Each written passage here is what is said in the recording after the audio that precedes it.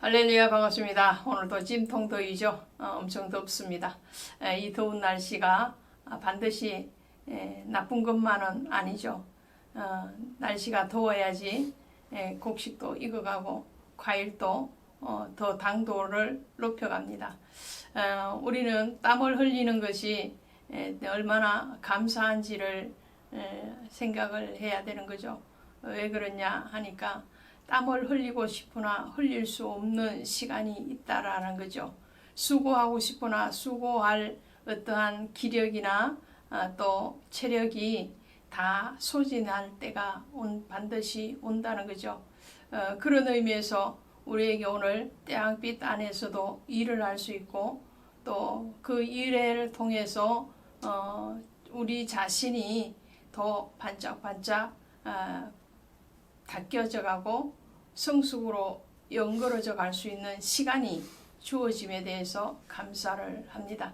이 감사를 가지고 바이블 스토리 산책 방송 오늘도 계속 진행하고 있습니다. 오늘 고린도전서 마지막 장이죠. 16장 가도록 합니다.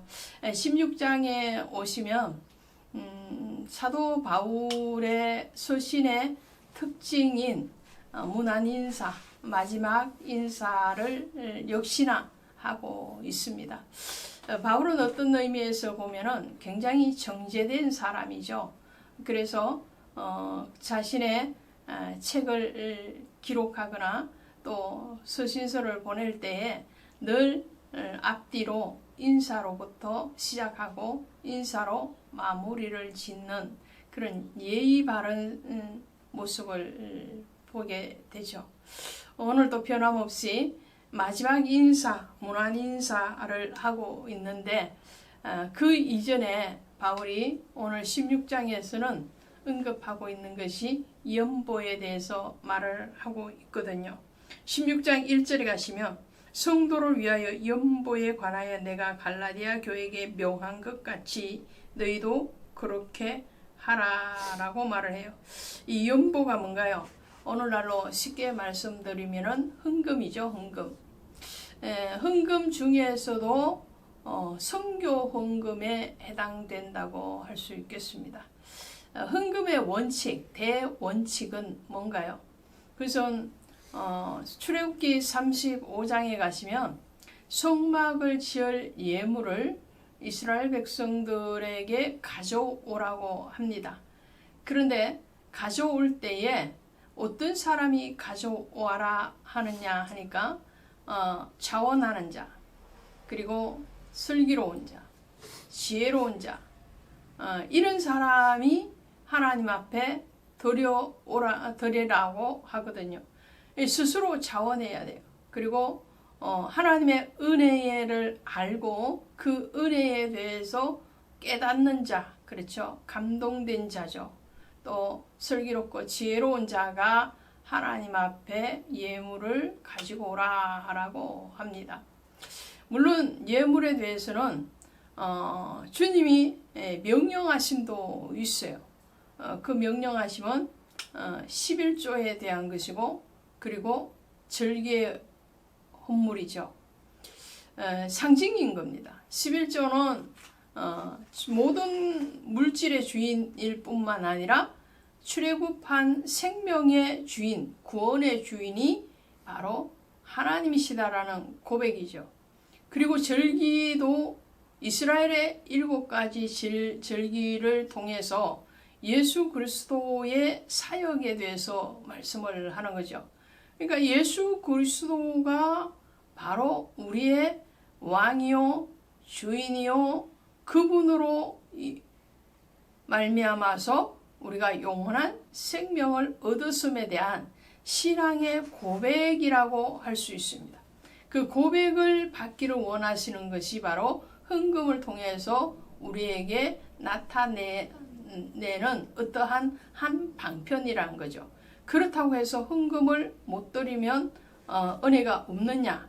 그런 것은 아닌 거죠. 그러나 은혜 있는 자는 반드시 그것을 삶으로 신앙으로 표현하게 되어 있다는 거죠. 그 표현하는 것에 대해서 말을 합니다. 오늘 연보에 대해서도 내가 갈라디아 교회들에게 명한 것 같이 갈라디아서에도 보면은 나와 있는데요. 이 갈라디아 지역에 있는 교회들이죠. 더 정확하게 말씀을 드리면은 갈라디아 교회라는 그 명칭 안에는 더베, 루스드라, 이고니온, 비시디아, 안디옥에 세워진 모든 교회들을 얘기합니다. 에베소 교회라면 에베소 교회 하나만 있는 것이 아니에요. 에베소 지역에 있는 모든 교회. 고린도 교회 그러면 뭐겠어요? 고린도 교회가 하나가 아니죠. 그 고린도 지역에 세워진 모든 교회들이라고 우리는 이해를 하면 되겠죠. 한국 교회 그러면 한국 교회가 한두 개가 아니잖아요. 그런 것과 같은 거죠. 자, 이런 이전에도 바울이 개척했던 갈라디아 교회들에게서 연보에 대해서 당부했던 것처럼 고린도 교회 너희들도 연보를 하기를 원한다 라고 얘기합니다. 근데 연보, 선교 헌금을 드릴 때는 어떤 자세로 드려야 되느냐라는 거죠. 매주 첫날에 너희 각 사람이 수입에 따라 모아두어서 내가 갈 때에 연보를 하지 않게 하라.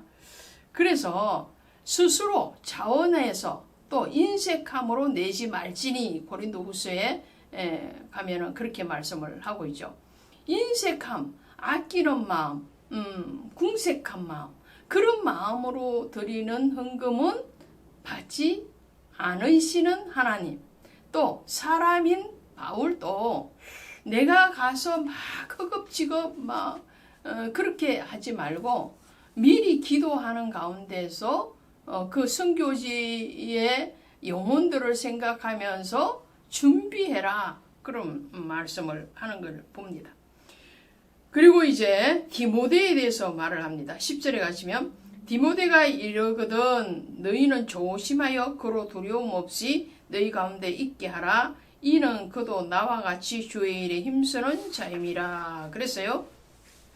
그러므로 누구든지 그를 멸시하지 말고 평안히 보내어 내게로 오게 하라. 나는 그가 형제들과 함께 오기를 기다리노라 라고 했어요. 디모데전서에 가시면 내 연소함을 업신여김을 당하지 않도록 조심해라 이런 당부도 하고 있거든요.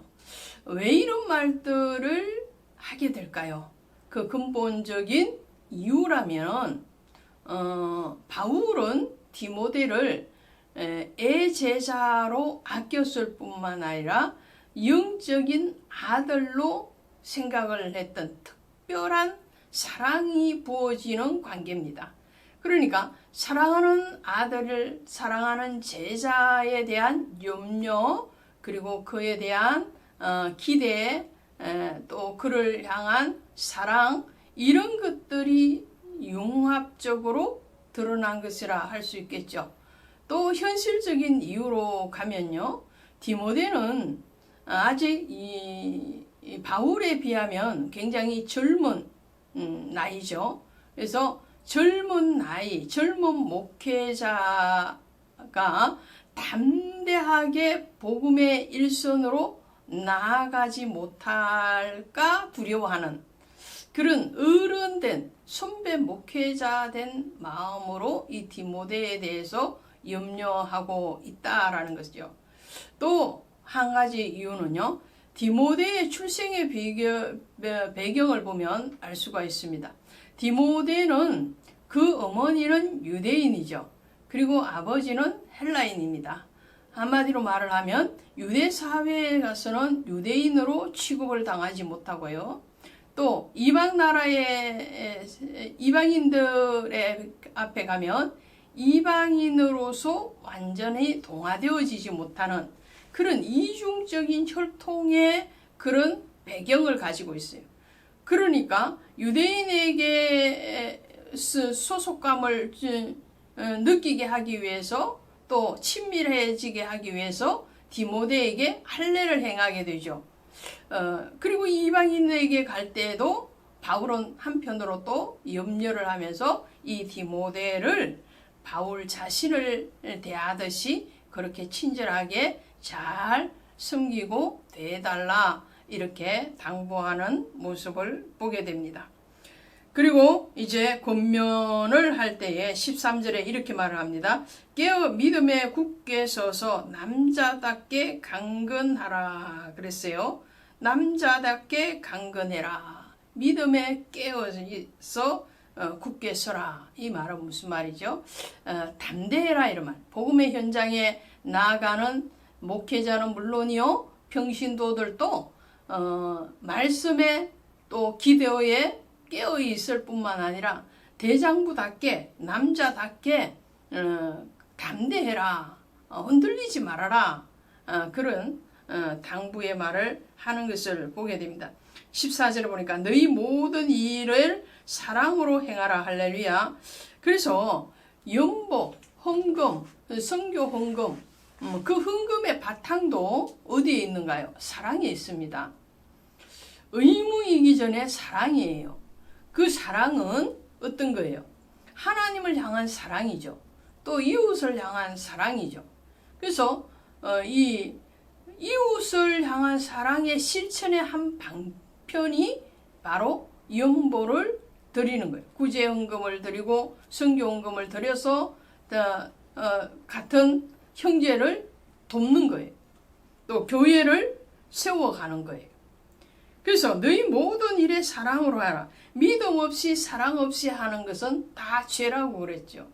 그러므로 신앙인이 행하는 모든 일들은 그것이 헌금이 되었던 몸으로 하는 봉사가 되었던 아니면 복음을 전파하는 그런 전도의 사역, 선교의 일선의 현장에 가서 외치는 사역을 하던 모든 관계에는 두 톱이 같이 가요. 두 바퀴가 같이 굴러가요. 하나는 믿음의 바퀴고요. 하나는 사랑의 바퀴예요. 믿음과 사랑이 수레의 양 바퀴처럼 같이 가야 되는 거예요. 어느 한쪽이 기울어지거나 어느 한쪽이 없어져 버리면 그것은 금방 멈추게 되어 있고 아니면 시험을 당하는 그런 경우들을 우리는 보게 돼요. 믿음 없이도 하지 말 것이며 사랑 없이도 하지 말라는 거예요. 믿음과 사랑은 같이 가는 것이다 라는 것을 말씀을 하죠. 그러면서 이제 이 형제들 그러니까 바울의 동력자들에 대해서 일일이 호명을 하게 되죠. 15절에 보니까 스데바나 집에 곧 아가야의 첫 열매요 곧 또 성도 섬기기로 작정한 줄을 너희가 아는지라 이렇게 말을 합니다. 스데바나 그 다음에 후드나도가 그 다음에 아골라 부부 그리고 바울이 만났던 많은 사람들에 대해서 언급을 합니다.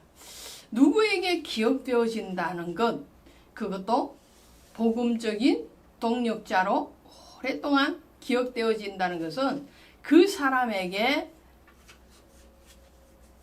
영혼을 같이 심고 가는 것입니다. 그러니까 영혼이 죽지 않는 거예요. 영혼이 죽지 않는 것을 우리는 영생이라고 그러잖아요.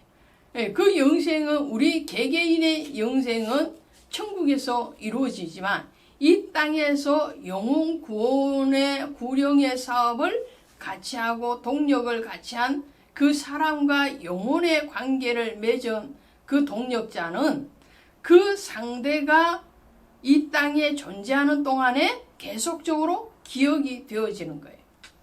돌에 새겨진 그런 비석이 아니라 그 사람의 마음속에 기억되어진 그런 은혜의 동력자들을 바울이 기억하고 안부를 묻는 것처럼 오늘 여러분에게 기억되어지는 그런 영적인 동력자 그리고 저에게 기억되어지는 영적인 동력자들이 풍성하기를 주 예수의 이름으로 축원드립니다. 고맙습니다.